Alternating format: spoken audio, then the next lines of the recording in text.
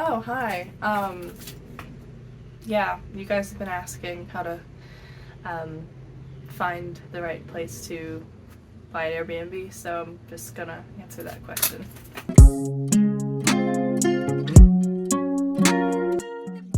So is done. I wanted to just make a very quick video about how I choose where to invest. I would definitely love it if you guys would comment how you guys invest, if you do, and if you don't, if you have any questions or tell me what your hesitations are so I can make future videos. This video is going to be super short, so I'm just going to shut up and get into it. So to answer the one question, how do you choose where to invest? Well, there's a lot of factors, and I know a lot of people are afraid to invest, but first of all, I'll just say, you know, I understand being paralyzed by that fear. Is that an airplane? Oh my god. Nice. Nice. I understand the fear to invest. I was like that as well, and I understand working so hard to get all this money saved up to invest, and you're not sure where, and you're afraid that it's not going to work. And the way I combat that, and I recommend you combat that, is know your facts and know your stats. If you have statistics and data backing up your decision, you'll have less anxiety. At least I did. And you'll still have some because yes, it's a business. Yes, if you're gonna get into rental properties, there's that what if factor in your brain, like what if nobody books it, or what if it's a flop.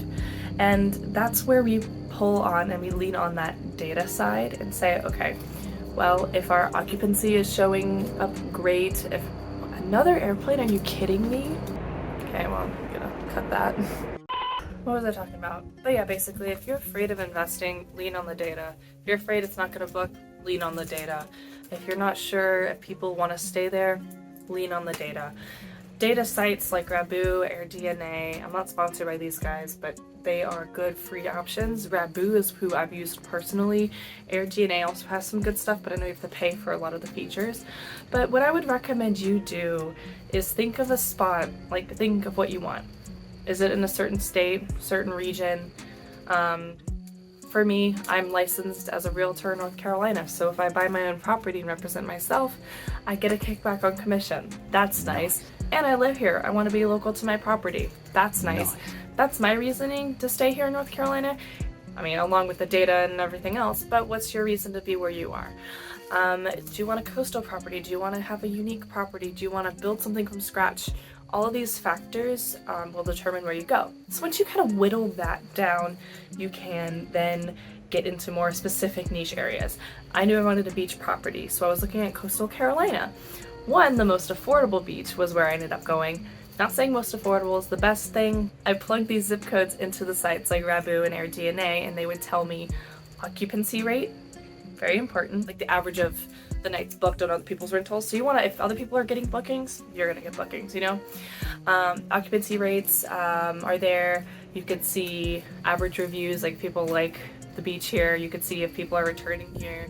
You could see, it just gives you a good gauge of if there's, and you could see average of people's rental income on Vrbo as well. So you can see, oh, well, if I buy a 1 bed, 1 bath versus a 2 bed, 2 bath, here's my difference in revenue on average. You know, they have average 25th percentile, 75th percentile, stuff like that.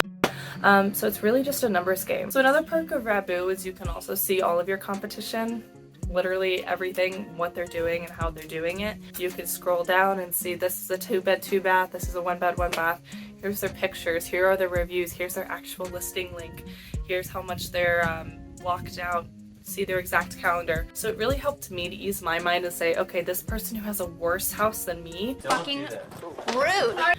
or slightly better or the same house as me, is booking this much, and if I book as much as them or even a little less, I'm good to go. So how I picked where I wanted to go is exactly that. I saw this 2 bed, 2 bath and 1 bed, 1 bath. What's the difference here? How many people are booking? You want to find somewhere where it's not oversaturated, but not completely brand new unless you really have faith that it's an up-and-coming area. You want to find somewhere where there's not too many Airbnbs that you're competing with, but not like totally barren. Is there anyone alive out there? Basically is what I'm saying. So what I would recommend is make sure that you are making the amount of money you want to make. You might be focused on just making the mortgage payment. Obviously you want to make more than the mortgage payment if you want to profit, but it just depends on your needs and wants. So look at that. Guesstimate your mortgage. Obviously depends on how much you're putting down and your financial status and everything. The numbers are there. The data's there.